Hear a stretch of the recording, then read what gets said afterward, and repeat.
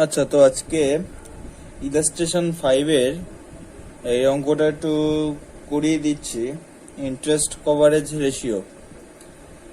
তো এই অঙ্কটা তোমরা 480 পেজের ইলাস্ট্রেশন 5 এই অঙ্কটা তোমরা বইটা খুলবে। বইটা খুলে আমি যে অঙ্কটা করছি, যে প্রসেসে করছি, আগে অঙ্কটা ভালো করে পড়ে নেবে, তারপর যে প্রসেসে আমি অঙ্কটা করছি সেই প্রসেসটা মেনটেন করবে।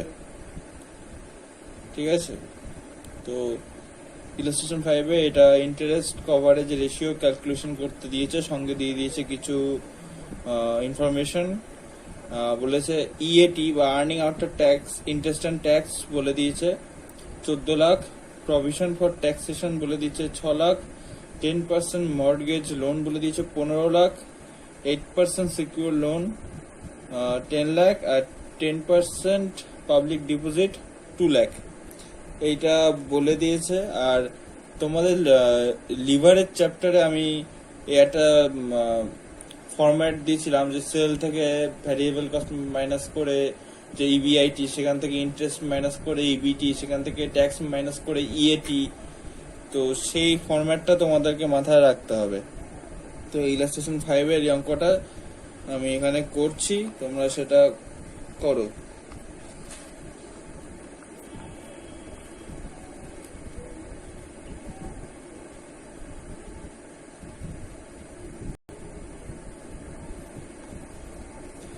তো এখানে যেটা ক্যালকুলেশন করতে হচ্ছে সেটা হচ্ছে ইন্টারেস্ট কভারেজ রেশিও।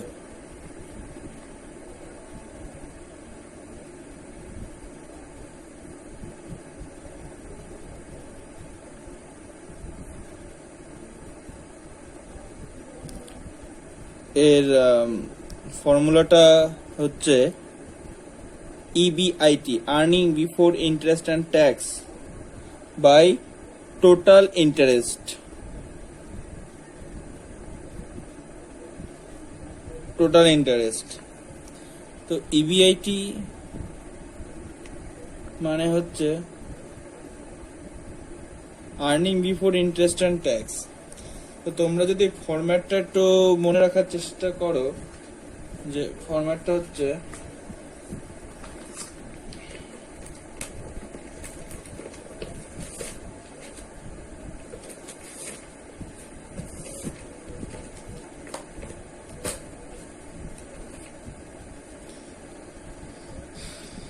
এই হচ্ছে ফরম্যাট।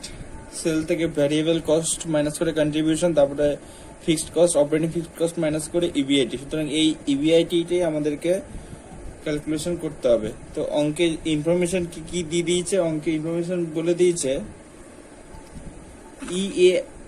ইএআইটি মানে earning after interest and tax. Earning after interest and tax মানে হচ্ছে এইটা পিএটি।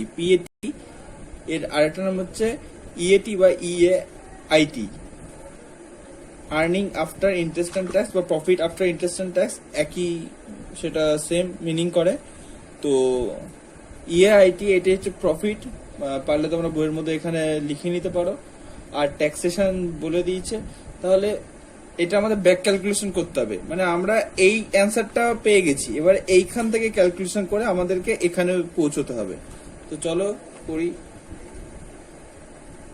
তো ইএআইটি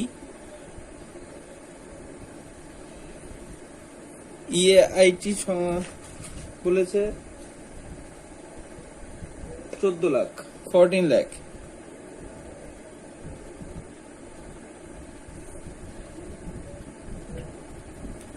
তার সাথে আছে হচ্ছে, এর সাথে তাহলে অ্যাড করি ট্যাক্সকে, প্রভিশন ফর ট্যাক্স বা ট্যাক্স।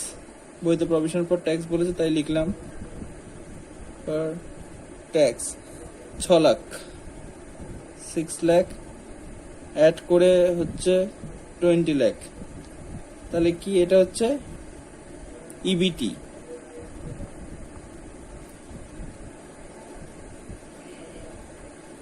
এবারে এর সাথে যদি আবার ইন্টারেস্টকে অ্যাড করি তবে পেয়ে যাব হচ্ছে ইবিআইটি। এটা হচ্ছে আর্নিং বিফোর ট্যাক্স। এবার এর সাথে ইন্টারেস্ট তোমরা ফরম্যাটটা চাইলে দেখতে পারো বারবার। এই যে ইন্টারেস্ট অন, এই যে আমরা এখানে ইবিটি বা পিবিটি পেয়ে গেছি। তো ইবিটি আর পিবিটি যখন পেয়ে গেছি, তাহলে এর সাথে এবারে অ্যাড করব ইন্টারেস্ট অ্যান্ড ট্যাক্স, যেখানে এটাকে বলে ফিনান্সিয়াল ফিক্সড কস্ট বলে আমি লিখেছিলাম আগের চ্যাপ্টারে যখন শেখানোর সময়। তো ইন্টারেস্ট এখানে কিভাবে ক্যালকুলেশন করব? ইন্টারেস্টের ক্যালকুলেশনটা হচ্ছে এখানে বলেছে 10% mortgage loan, 8% secured loan and 10% হচ্ছে আবার পাবলিক ডিপোজিট। তাহলে এই তিনটের উপর আমাদের ইন্টারেস্ট চার্জ করতে হবে। তো ইন্টারেস্টের ক্ষেত্রে এই তিনটের উপর চার্জ হচ্ছে 10% মর্টগেজ লোন। তো এই জায়গাটা আমি লিখছি, 10% মর্টগেজ লোন হচ্ছে 15 লাখের 10%, 15 লাখের 10% প্লাস 8% সিকিউরড লোন হচ্ছে 10 লাখ, 10 লাখের 8%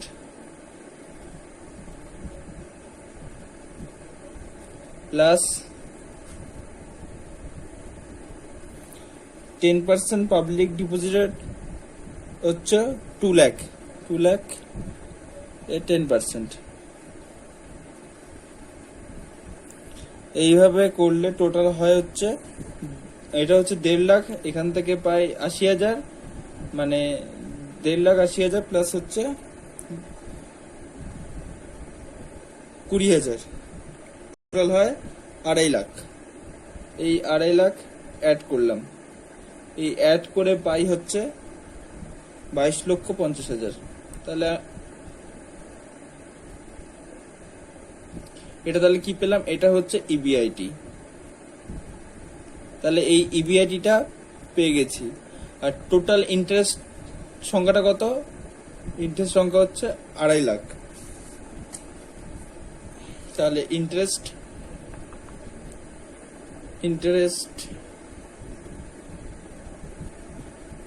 কভারেজ রেশিও হচ্ছে ইবিআইটি, এই যে 22,50,000 ইবিআইটি প্লাস টোটাল ইন্টারেস্ট এই যে ক্যালকুলেশন করেছি 2.5 লাখ ইকুয়ালস টু 9 টাইমস। তোমরা ক্যালকুলেশন করে দেখে নিতে পারো, 9 টাইমস। এই হচ্ছে অ্যান্সার, টোটাল অঙ্কটা এটা।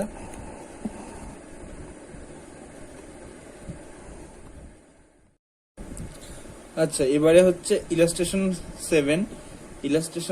7। আমি মানে এর আগে যে ভিডিওটা দিয়েছিলাম রেশিওর উপরে, ওই ওই ওই যে ভিডিওটা, ওখানে হচ্ছে যে মানে কমন রেশিও যেগুলো দিয়ে বেশিরভাগ অঙ্ক করতে দেয় সেগুলো ছিল। আর এইগুলো একটু ডিফারেন্ট কাইন্ড অফ রেশিও, কারণ এই টাইপ অফ রেশিওগুলো করিয়ে আমি ডিরেক্ট ওই যে এই চ্যাপ্টারের যে সব থেকে বড় অঙ্ক যেগুলো, সেগুলোতে ঢুকে যাবো। ওগুলো হচ্ছে অন্য রকমের অঙ্ক, ওখানে এরকম ভাবে রেশিওর মাধ্যমে ইনফরমেশন কালেক্ট করে একটা নতুন ব্যালেন্স শিট তৈরি করতে হবে। তো এইটা হচ্ছে ইলাস্ট্রেশন 7 এর অঙ্ক। তোমরা 484 পেজে ইলাস্ট্রেশন 7 এর অঙ্কটা একটু দেখবে যখন এই ভিডিওটা যখন ক্লাসটা করবে। তো এখানে বলেছে, from the following information calculate a earning per share ratio, earning per share EPS, আর এটা হচ্ছে আর্নিং ইল্ড রেশিও। জানি না ভিডিওতে দেখতে পাচ্ছ কিনা, এই যে আর্নিং, তারপরে হচ্ছে আর্নিং ইল্ড রেশিও, এই দুটো রেশিও ক্যালকুলেশন করতে হবে।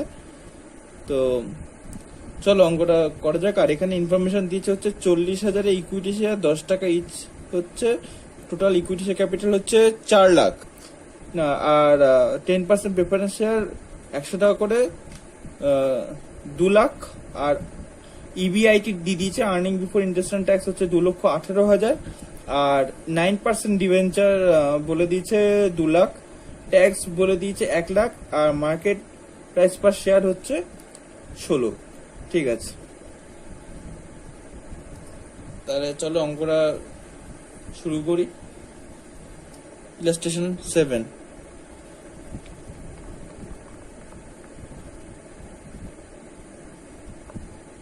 ইলাস্ট্রেশন 7 তো প্রথম যেটা আমাদের করতে দিয়েছে সেটা হচ্ছে earning per share ratio, EPS ratio, earning per share ratio.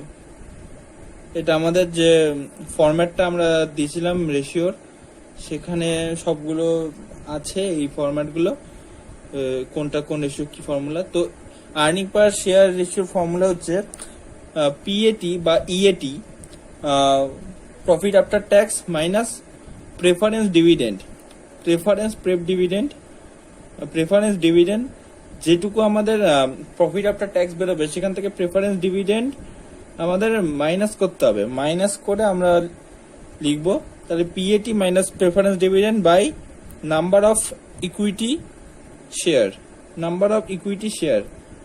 এই হচ্ছে আমাদের ইপিএস রেশিওর ক্যালকুলেশন। তো আমাদের এই অঙ্কে তাহলে আমাদের অঙ্কে যে ইনফরমেশনটা অলরেডি দিয়ে দিয়েছে, তো আমাদের এখন তাহলে পিএটি ক্যালকুলেশন করতে হবে। আর ইবিআইটি অলরেডি বলে দিয়েছে বইতে 2,18,000। ঠিক আছে, তাহলে এবারে আমাদের পিএটি ক্যালকুলেশন করতে হবে। তো একটা স্টেটমেন্ট তৈরি করতে হবে।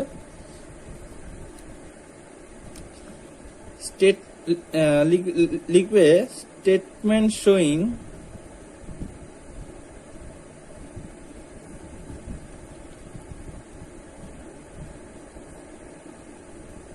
earning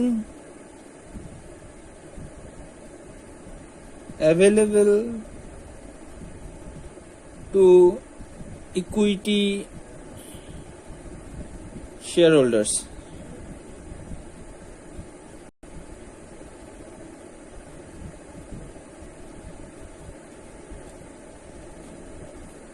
এটা একটা স্টেটমেন্ট।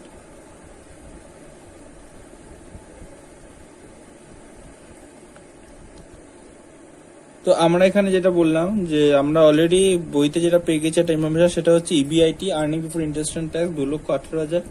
তাহলে সবার আগে এখান থেকে আমরা কি মাইনাস করব? ইন্টারেস্ট। তো এখানে ইন্টারেস্ট আমরা কার উপরে দিচ্ছি? ইন্টারেস্ট আছে একমাত্র 9% ডিবেঞ্চার, ওইটুকু ইন্টারেস্ট আছে, ওইটুকু ইন্টারেস্ট আমাদের দিতে হবে। আর এইটা ভুলে যাবে, এটা কখনো ভুলে গেলে চলবে না। অনেকে ভুল করে বলে কেন 10% প্রেফারেন্স শেয়ার তো ওখানে রয়েছে। প্রেফারেন্স শেয়ার হোল্ডারদেরকে আমরা কখনো ইন্টারেস্ট পেমেন্ট করি না। প্রেফারেন্স শেয়ার হোল্ডার বা যে কোনো শেয়ার হোল্ডারকে আমরা ডিভিডেন্ড পেমেন্ট করি। তো আমরা ইন্টারেস্ট পেমেন্ট করি ডিবেঞ্চার হোল্ডার যারা তাদেরকে, বা আমরা যদি ব্যাংকের থেকে লোন নিই তখন। তো এটা মনে রাখবে যে প্রেফারেন্স শেয়ার হোল্ডারদের আমরা কখনো আমরা ডিভিডেন্ড পেমেন্ট করি না। তো এখানে আমাদের এবারে ইন্টারেস্টটা মাইনাস করব, interest on debenture.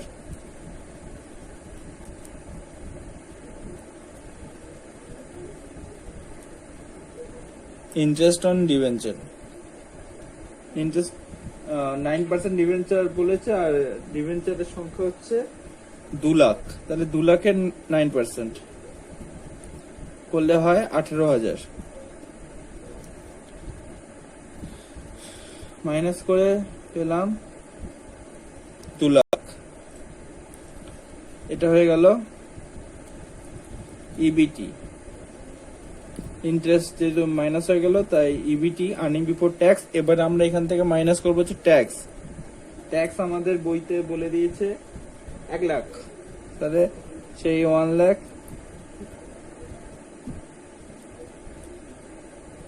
we have to deduct 1 lakh and then we can get 1 lakh. This is called EAT বা PAT। EAT বা PAT। এখান থেকে আমরা আবার এখান থেকে তাহলে কি লেস করব? প্রেফ ডিভিডেন্ড। তাহলে প্রেফ ডিভিডেন্ড বইতে সবাই একটু বইটা একটু নজর করবে। বলছে মানে প্রেফারেন্স শেয়ারের সংখ্যাটা কি বলেছে? 10% preference share at the rate of ₹100 each, 2 lakh। তাহলে 2 লাখের 10%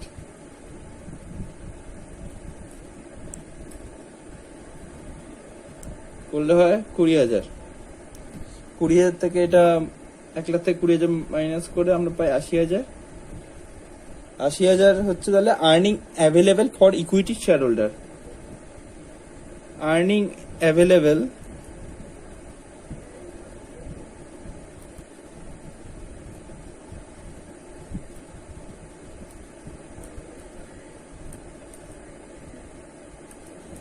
ফর ইকুইটি শেয়ার হোল্ডার্স। এই হচ্ছে, তাহলে আমরা পিএটি মাইনাস প্রেপ ডিভিডেন্ড করে অ্যান্সার পেয়ে গেছি 80,000। আর নাম্বার অফ ইকুইটি শেয়ার সেটা আমাদের বইতে বলে দিচ্ছে, আমাদের ইকুইটি শেয়ার সংখ্যা হচ্ছে 40,000, 10 টাকা করে 4 লাখ, তাহলে 40,000 হচ্ছে ইকুইটি শেয়ারের সংখ্যা। তাহলে আমরা এটার অ্যান্সার পেয়ে গেছি। তাহলে EPS equals to EPS ratio equals to PAT minus prep dividend করে পাই 80,000, 80,000। আর নাম্বার অফ ইকুইটি শেয়ার হচ্ছে 40,000। তাহলে এটা হয় অ্যান্সার রুপিস 2। তাহলে 1 নাম্বারটা পেয়ে গেছি। এবার আসছে হচ্ছে 2 নাম্বার, এটা হচ্ছে earning yield ratio. Earning yield ratio, আশা করি এটাও তোমাদের যে ফরম্যাটটা আমি সেন্ড করেছিলাম সেখানে আছে। যদি না থেকে থাকে তাহলে সেটা এখন লিখে নাও তোমরা। ওই ফরম্যাটের ওই ফর্মুলার যে একটা নোট দিচ্ছিলাম সেখানে তোমরা ওটা ইনক্লুড করে নিও। এটা লিখছি আমি এখন। এই যে earning per share by market price per share into 100। তা আমাদের আর্নিং পার শেয়ার ইপিএস এর সংখ্যাটা কত? ইপিএস তো আমরা পেলাম ₹2, আর্নিং পার শেয়ার ₹2 পেয়ে গেছি আগেরটা থেকে।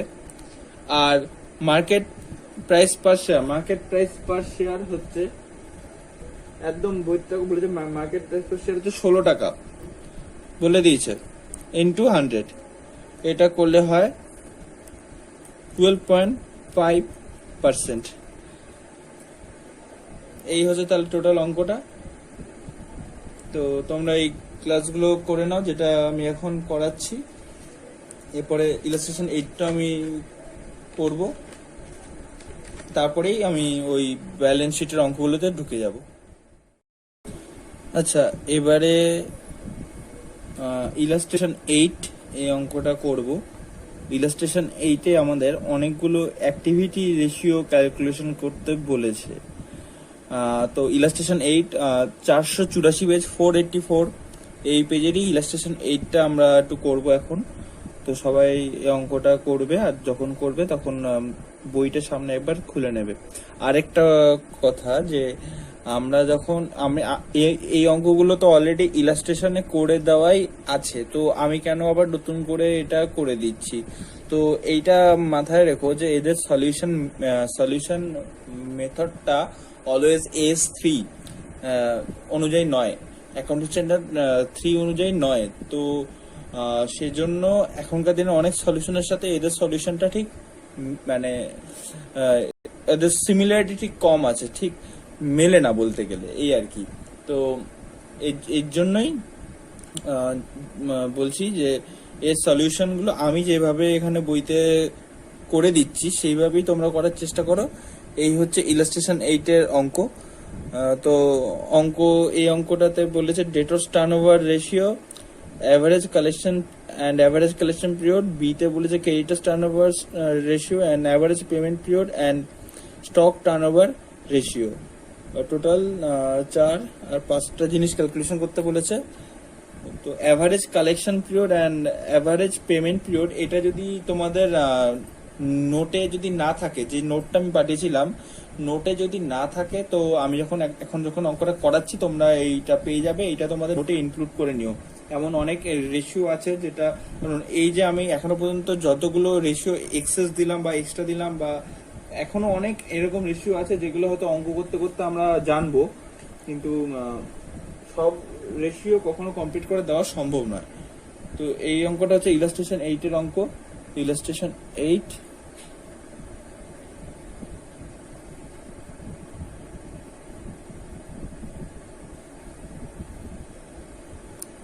ডিদপ্তর 484 পেজের অঙ্ক, ইলাস্ট্রেশন 8। তো এই অঙ্কটাতে প্রথম হচ্ছে ডেটর্স টার্নওভার রেশিও। তো চলো সেটা লিখে নেওয়া যাক।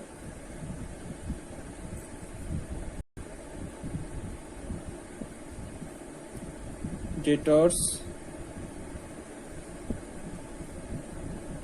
টার্নওভার রেশিও,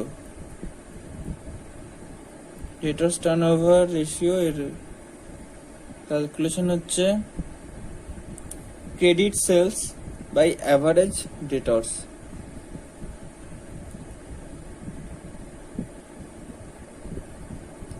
অ্যাভারেজ ডেটর্স, এই ফর্মুলাটা তোমরা পেয়ে যাবে, এটা তোমাদের বইতে অলরেডি আছে। তো ক্রেডিট সেলসটা আমাদের বইতে বলে দিয়েছে। ক্রেডিট সেলস বইতে ইনফরমেশনে দিয়ে দিয়েছে 12 lakhs ক্রেডিট সেল, কিন্তু অ্যাভারেজ ডেটর্সটা আমাদের ক্যালকুলেশন করতে হবে। অ্যাভারেজ ডেটর্স, অ্যাভারেজ ডেটর্সের ক্যালকুলেশনটা কি? Opening debtors plus closing debtors ভাগ 2। ওপেনিং ডেটর্স হচ্ছে 2,80,000, বইতে বলে দিয়েছে, দেখে নিও ইনফরমেশনে। আর ক্লোজিং ডেটর্স হচ্ছে 2,20,000 ভাগ 2। এটা করলে হয় 5 লাখ বাই 2,50,000। তাহলে আমরা এই ইনফরমেশন পেয়ে গেলাম। তাহলে ডেটর্স টার্নওভার রেশিও, এটাকে শর্টকাট লিখি DTR, debtors turnover ratio. Credit sell 12 lakh ভাগ 2.5 লাখ, এটা করে আমরা পাই 4.8 টাইমস। এটা হচ্ছে এ নাম্বারটা। এরপরে আসে হচ্ছে বি নাম্বার, সরি এর মধ্যে আরেকটা ছিল অ্যাভারেজ কালেকশন পিরিয়ড। তোমরা ফর্মুলার নোটটা একটু দেখবে, ওখানে কোথাও এই ফর্মুলাটা লেখা আছে কিনা। লেখা না থাকলে এখন আমি লিখে দিলাম, এই অঙ্ক করার সময় তোমরা ওখানে লিখে নিও। তো অ্যাভারেজ কালেকশন পিরিয়ডের ফর্মুলা হচ্ছে উপরে always 12 months by debtors turnover ratio. এই অঙ্কগুলোতে খুব তেমন কিছু বোঝানোর মতো নেই, অন্তত বিকম লেভেলে তো নেই। তো এখানে জাস্ট অঙ্কটা করে দেওয়া, এটাই হচ্ছে সব। তো এটা 12 মান্থস, 12 বাই 4.8, এটা করলে হয় 2.5 মান্থস। এখানে এই অ্যান্সারটা যখন উপরে লিখবো 12 মান্থস, তখন এখানে এই অ্যান্সারটা 2.5, বা এখানে যে অ্যান্সারটা আসবে তার সাথে আমরা একক হচ্ছে মান্থস। যদি এটা 365 দিন, যদি দিতাম 365 ডেজ, তখন এই অ্যান্সারটা তো যে রেজাল্ট বেরোতো তার সাথে এটা একক হতো 365 ডেজ। তো এটা হচ্ছে গেল। এবার হচ্ছে বিতে আমাদের অঙ্কে বলেছিল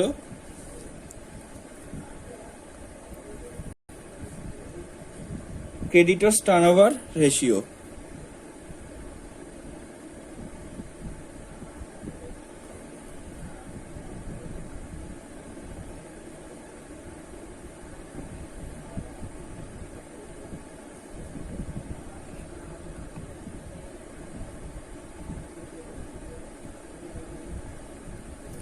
creditors turnover ratio, creditors turnover রেশিওর ফর্মুলাটা হচ্ছে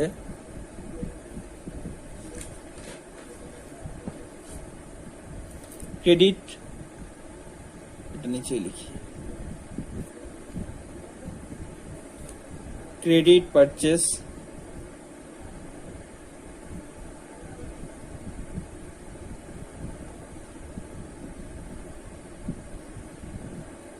by average creditors।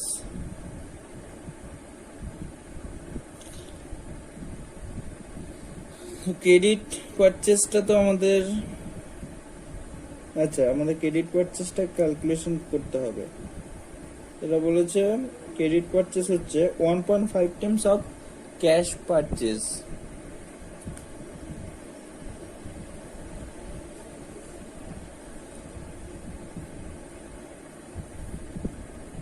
আগে তাহলে আমরা অ্যাভারেজ ক্রেডিটর্স ক্যালকুলেশনটা করে নিই।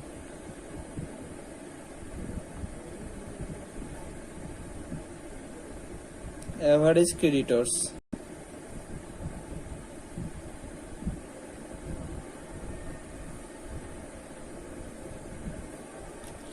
opening creditors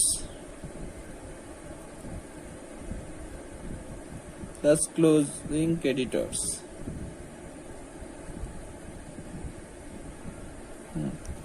ভাগ 2, তাহলে সেটা আমাদের বইতে দিয়ে দিয়েছে। ওপেনিং ক্রেডিটর্স এর সংখ্যাটা হচ্ছে 2,90,000 প্লাস ক্লোজিং ক্রেডিটর্স 3,43,600 ভাগ 2, এটা করলে হয় 3,16,800 গেল। এবারে আমাদের যেটা ক্যালকুলেশন করতে হবে সেটা হচ্ছে ক্রেডিট পারচেসটা। ক্রেডিট পারচেস বলেছে 1.5 টাইমস অফ ক্যাশ পারচেস, কিন্তু বইতে ক্যাশ পারচেসের সংখ্যাটাও কিন্তু বইতে বলে দেয়নি। তাহলে আমাদের এই ক্যাশ পারচেসটাও ক্যালকুলেশন করে দেখাতে হবে।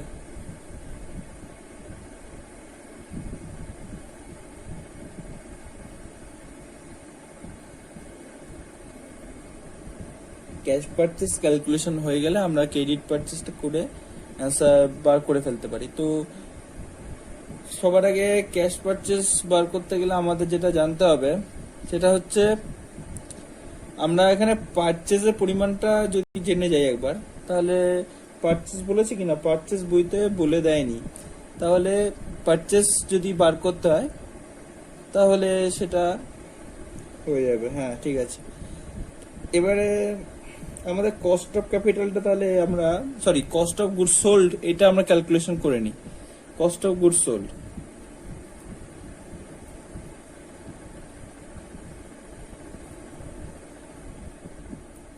কস্ট অফ গুডস সোল্ড এর সূত্রটা আমরা জানি।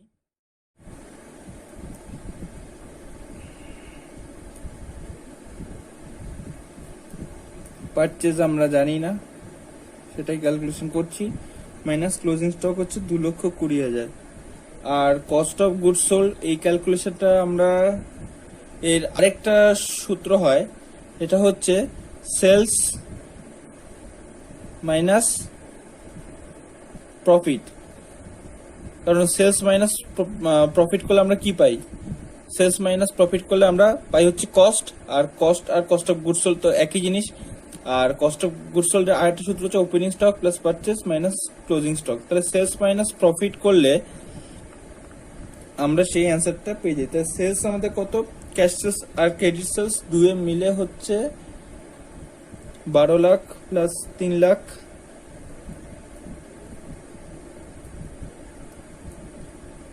পনেরো লাখ মাইনাস প্রফিট বইতে বলে দিয়েছে, হ্যাঁ, রেট অফ গ্রস প্রফিট 20%। যখন কিছু বলে দেয়নি যে প্রফিটের পরিমাণটা কত, জাস্ট পার্সেন্টেজ বলে দিয়েছে, তখন আমরা সেলসের উপরে পার্সেন্টেজটা করে নেব। তাহলে আমাদের সেলস কত? 12 লাখ প্লাস 3 লাখ 15 লাখ, আর 15 লাখের 20%। যখন কিছু বলবে না তাহলে আমরা অ্যাজিউম করে নেব এটা হচ্ছে সেলস এর উপরেই এই পার্সেন্টেজ করতে বলছে। এবার তাহলে কি, আবার বাদিক থেকে লেখা শুরু করলাম, পারচেস মাইনাস 2,20,000 যেটা আগে লিখলাম। তাহলে এটা হচ্ছে 15 লাখ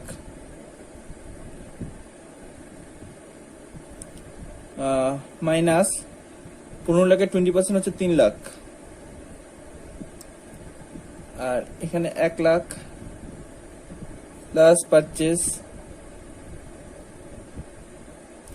মাইনাস 2,20,000।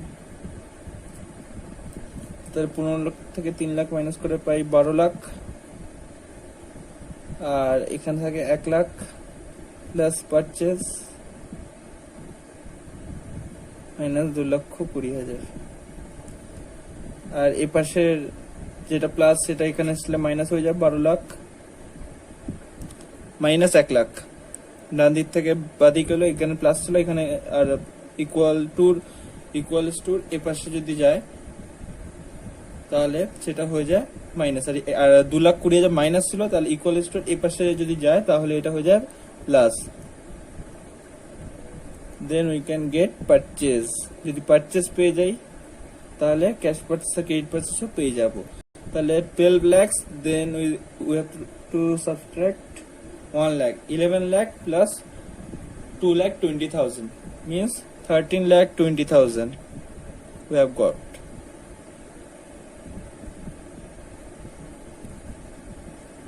পারচেজ হচ্ছে 13,20,000। আর আমরা এখানে পেয়েছিলাম যে ক্রেডিট পারচেজ বলেছে 1.5 টাইমস অফ ক্যাশ পারচেজ। তো আমরা ধরে নিই let cash purchase equals to x, let cash purchase equals to x, তাহলে ক্রেডিট পারচেজ কত?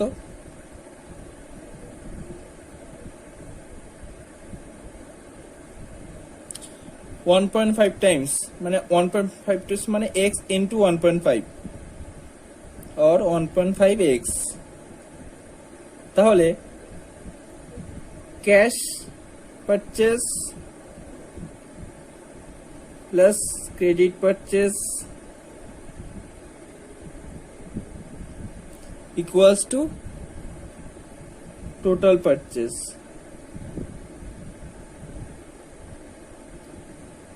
তাহলে ক্যাশ পারচেজ হচ্ছে x, ক্রেডিট পারচেজ হচ্ছে 1.5x, আর টোটাল পারচেজ আমরা ক্যালকুলেশন করলাম এখানে, এই যে 13,20,000।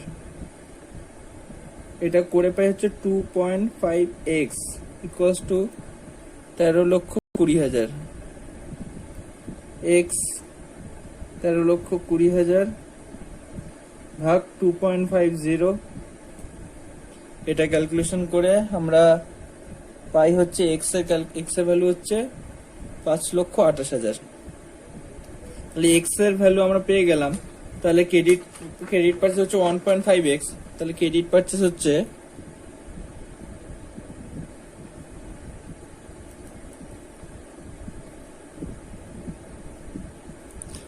1.5 into x, মানে 1.5 into 5,28,000, এটা করে পাই হচ্ছে 7,92,000। তাহলে ক্রেডিট পারচেজ পেয়ে গেলাম। তো এবারে ক্রেডিটর্স টার্নওভার রেশিও CTR, এটা ফর্মুলাটা তোমরা এর আগে লিখেছো, এই যে credit purchase by average creditors. তো অ্যাভারেজ ক্রেডিটর্স এর অ্যান্সার জানি 3,16,800, আর ক্রেডিট পারচেস হচ্ছে ক্যালকুলেশন করলাম 7,92,000। তাহলে এটা হচ্ছে 7,92,000 credit purchase by average creditors হচ্ছে 3,16,800।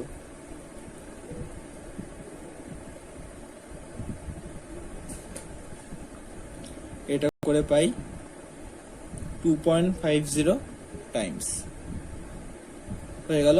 এর সাথে বলেছিল অ্যাভারেজ পেমেন্ট পিরিয়ড ক্যালকুলেশন করতে। আমি এর আগে ডেটর্স টার্নওভার রেশিওর ক্ষেত্রে বলেছিলাম যে অ্যাভারেজ কালেকশন পিরিয়ডের ফর্মুলা না থাকলে লিখে নাও, এই ক্ষেত্রে সেম বলছি, না থাকলে লিখে নাও। এখন আমি লিখে দিচ্ছি। এর ফর্মুলা হচ্ছে 12 months by creditors turnover ratio,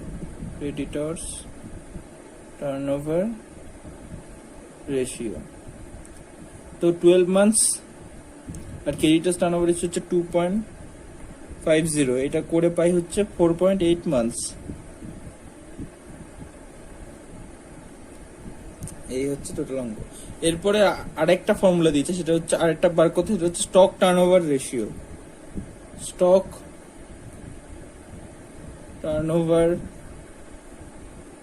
ratio. Stock turnover ratio formula নোটে আছে, COGS মানে cost of goods sold by average stock. Cost of goods sold আমরা জাস্ট ক্যালকুলেশন করলাম এই আগের অঙ্কটাতেই। কস্ট অফ গুডস সোল্ড, এই যে কস্ট অফ গুডস সোল্ড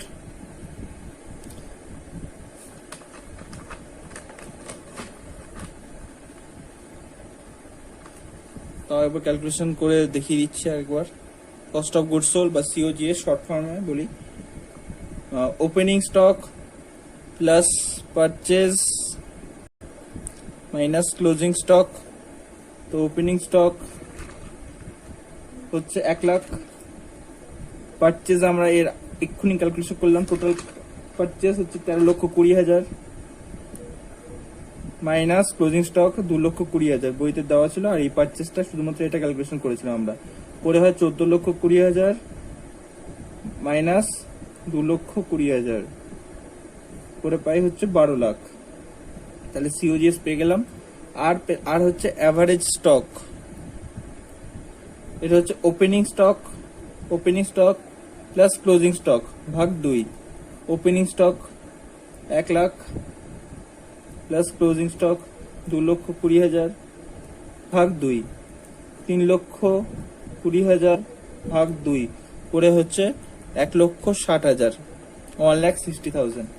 তাহলে stock turnover ratio STR short form, COGS হচ্ছে 12 লাখ, আর স্টক টার্নওভার রেশিও 1,60,000।